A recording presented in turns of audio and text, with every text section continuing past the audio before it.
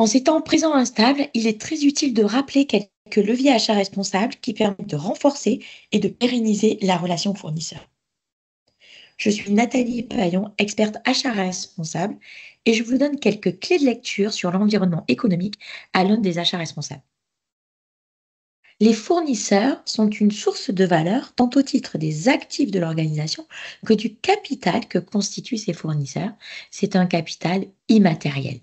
En ne considérant plus le fournisseur comme une variable d'ajustement, la création de valeur de la relation devient évidente.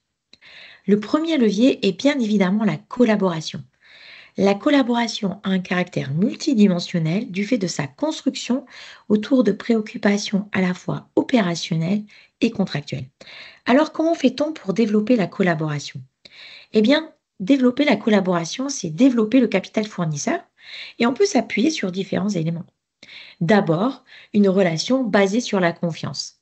Celle-ci va conduire à un engagement plus fort du fournisseur. C'est la vision de partenaire qui prône et bien évidemment, dans les situations critiques, on sera plus à même de développer, de maintenir de bonnes relations avec les partenaires qui sont les plus proches, n'est-ce pas? Le deuxième levier est donc le partenariat contractualisé. Cette approche de partenariat va renforcer les sources d'amélioration de productivité.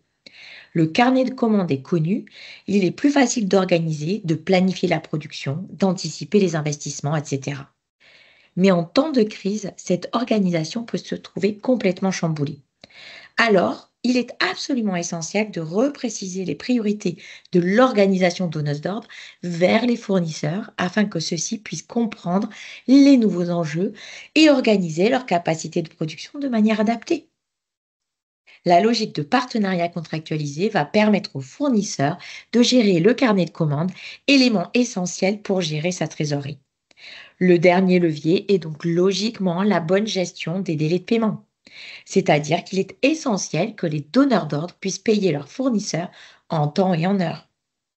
Voici donc les trois leviers à respecter, même en temps de crise, pour maintenir une bonne relation entre le donneur d'ordre et le fournisseur. Le premier, la logique de collaboration, ensuite le partenariat contractualisé et enfin le respect des délais de paiement.